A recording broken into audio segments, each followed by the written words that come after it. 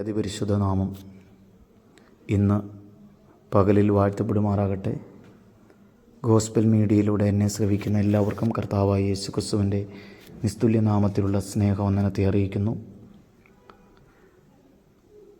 ഓരോ ദൈവമക്കളെയും വിളിച്ചതിൻ്റെ പിന്നിൽ ദൈവത്തിനൊരു ലക്ഷ്യവും ദൈവത്തിനൊരു ഉദ്ദേശവുമുണ്ട്.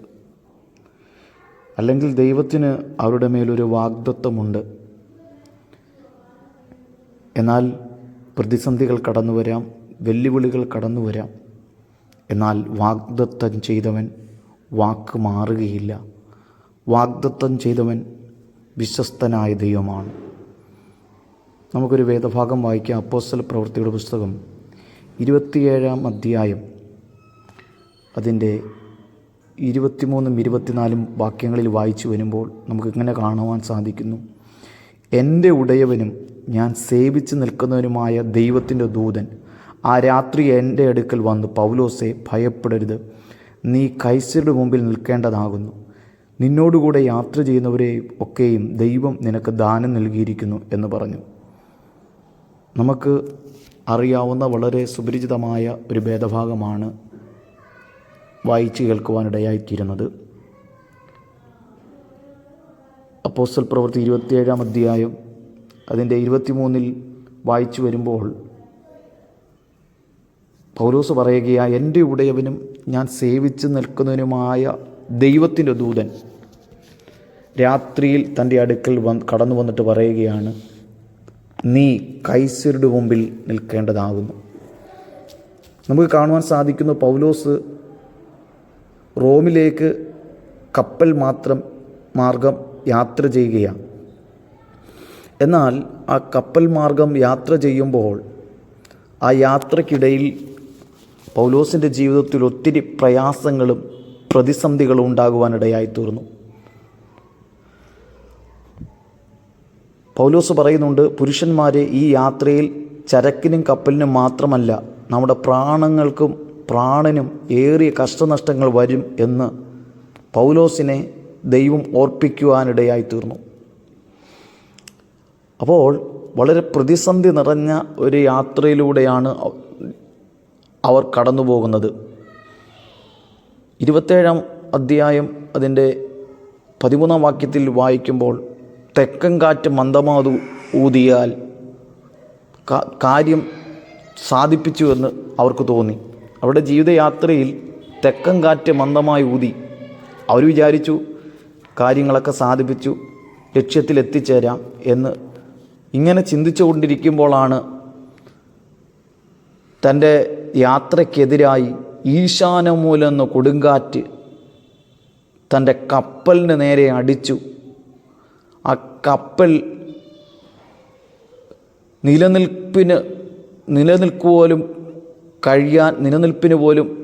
നിലനിൽക്കുമോ എന്ന് തോന്നത്തക്കവണ്ണം വല്ലാത്ത പ്രതിസന്ധി ഉണ്ടാകുവാനിടയായിത്തീർന്നു. ക്രിസ്തീയ ജീവിതയാത്രയിലും നമ്മൾ ഒരു ലക്ഷ്യത്തിലേക്ക് പോവുകയാണ്. ക്രിസ്തീയ ജീവിതം ഒരു യാത്രയാണ്. എന്നാൽ പലപ്പോഴും ഈ ക്രിസ്തീയ ജീവിതയാത്രയിൽ തെക്കൻ കാറ്റ് പോലെയുള്ള കാറ്റുകൾ നമ്മുടെ ജീവിതത്തിലേക്ക് ആഞ്ഞടിക്കുമ്പോൾ ചില കാര്യങ്ങൾ നടക്കും, ചില കാര്യങ്ങൾ സാധിപ്പിക്കും, ഒരു ലക്ഷ്യത്തിൽ എത്തിച്ചേരും എന്ന് നാം ചിന്തിക്കുമ്പോഴാണ് പൊടുന്നനവേ പൗലോസിൻ്റെ യാത്രയിൽ അടിച്ചതുപോലെ ഈശാനമൂലനെന്ന കൊടുങ്കാറ്റ് എന്ന് പറഞ്ഞാൽ നമ്മുടെ നിലനിൽപ്പ് പോലും എടുത്തു കളയുന്നത് പോലെ, നമ്മുടെ വിശ്വാസത്തിൻ്റെ നിലനിൽപ്പ് പോലും, വിശ്വാസ ജീവിതയാത്രയിൽ നമ്മുടെ വിശ്വാസത്തെപ്പോലും, നമ്മുടെ പ്രാർത്ഥനയെപ്പോലും, നമ്മുടെ ജീവിതത്തിലെ കുടുംബത്തെപ്പോലും, തലമുറകളെപ്പോലും തകർത്ത് കളയുന്ന രീതിയിലുള്ള പ്രയാസങ്ങൾ, വിശ്വാസത്തെപ്പോലും ചോദ്യം ചെയ്യുന്ന നിലയിലുള്ള, പ്രാർത്ഥനകളെപ്പോലും ചോദ്യം ചെയ്യുന്ന നിലകളിലുള്ള, ജീവിതത്തിൽ ഒരു തരത്തിലും മുന്നേറുവാൻ കഴിയാതെ വണ്ണം പലവിധമായ പ്രതിസന്ധികളിലൂടെ നിലനിൽപ്പ് പോലും ചോദ്യം ചെയ്യുന്ന തരത്തിലുള്ള പ്രതിസന്ധികൾ ഒരുപക്ഷെ നമ്മുടെ ക്രിസ്തീയ ജീവിതയാത്രയിൽ കടന്നുവന്ന് വരാം. എന്നാൽ നമ്മെ വിളിച്ച ദൈവം വിശ്വസ്തനാണ്. അവിടെ നമുക്ക് കാണുവാൻ സാധിക്കുന്നു. അപ്പോസ്തല പ്രവൃത്തി 27-ാം അധ്യായം അതിൻ്റെ 20-ാം വാക്യത്തിൽ കാണുവാൻ സാധിക്കുന്നു, വളരെ നാളായി സൂര്യനെയോ ചന്ദ്രനെയോ നക്ഷത്രങ്ങളെ കാണാതെ വല്ലാത്ത കൊടുങ്കാറ്റ്. ഒന്ന് ഈശാനമൂലൻ എന്ന കൊടുങ്കാറ്റ് എന്ന് പറഞ്ഞാൽ, ഈശാനമൂലൻ എന്ന കൊടുങ്കാറ്റ് അവരുടെ ജീവിതത്തെ നിലനിൽപ്പിനെ തകർത്ത് കളയുന്ന കൊടുങ്കാറ്റ്. രണ്ടാമത്തെ കാറ്റിനെ നമുക്ക് കാണുവാൻ സാധിക്കുന്നു. രണ്ടാമത്തെ കാറ്റിനെ കുറിച്ച് നമുക്ക് കാണുവാൻ സാധിക്കുന്നത്, സൂര്യനെയോ ചന്ദ്രനെയോ നക്ഷത്രങ്ങളെ കാണാതെ വണ്ണം വല്ലാത്ത കൊടുങ്കാറ്റ് എന്ന് പറഞ്ഞാൽ അവരുടെ ദിശാബോധം കാണാതെ വണ്ണം, മുന്നോട്ടുള്ള വഴി കാണാതെ വണ്ണം, മുന്നോട്ടുള്ള വഴിയെ തടസ്സം ചെയ്തുകൊണ്ട് മുന്നോട്ടുള്ള വഴിയെ തടസ്സം ചെയ്തിരിക്കുന്ന വല്ലാത്ത കൊടുങ്കാറ്റ്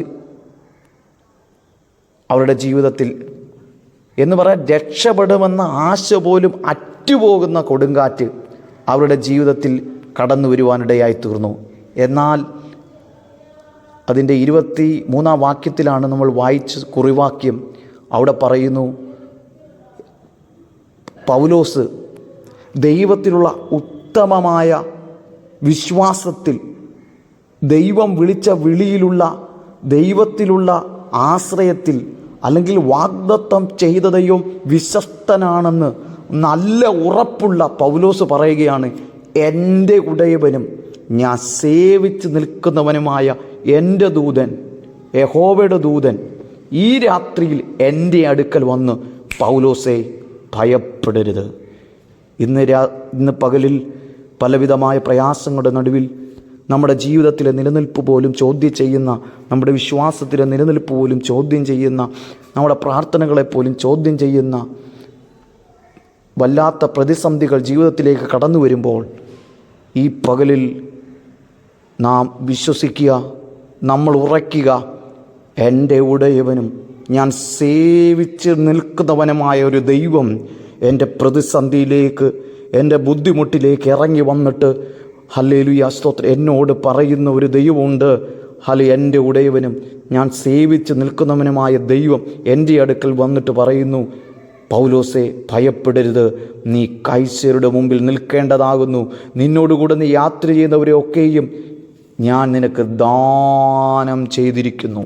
ഇന്ന് പകൽക്കാലം ഹല്ലേലൂയ സ്തോത്രം, പലവിധമായ പ്രയാസങ്ങളുടെ നടുവിൽ മുന്നോട്ടൊരു സ്റ്റെപ്പ് വെക്കാൻ കഴിയാത്ത നിലയിൽ ഭാരപ്പെടുന്ന ദൈവ പൈതലേ, ഇന്ന് പകൽ വിശ്വസിക്കുക.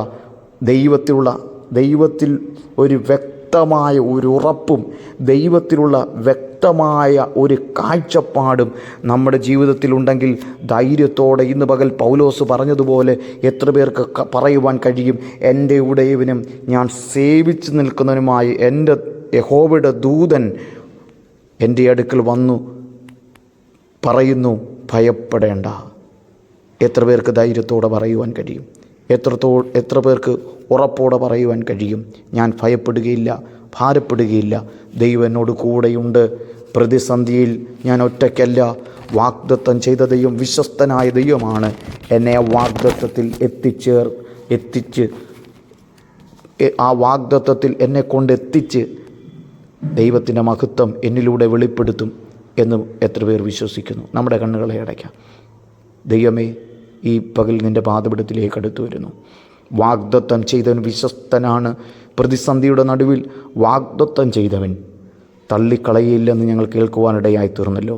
ആ പൗലോസിൻ്റെ യാത്രയിൽ പ്രതിസന്ധികൾ കടന്നു വന്നെങ്കിലും ദൈവം കൂടെ ഇരുന്ന് ലക്ഷ്യസ്ഥാനത്ത് എത്തിച്ചതുപോലെ ഈ പകൽ ഈ ശബ്ദം കേൾക്കുന്ന, ഭാരപ്പെടുന്ന, പ്രയാസത്തിലിരിക്കുന്ന വ്യക്തിജീവിതങ്ങൾക്ക് ഈ പകൽ ദൈവശബ്ദം കേട്ട് വിശ്വാസത്തോടെ മുന്നേറുവാൻ കർത്താവ് സഹായിക്കണമെന്ന് പ്രാർത്ഥിക്കുന്നു. പ്രാർത്ഥന കേട്ടതിനായി സ്തോത്രം. യേശുവിൻ അൻപുള്ള നാമത്തിൽ തന്നെ. ആമേൻ.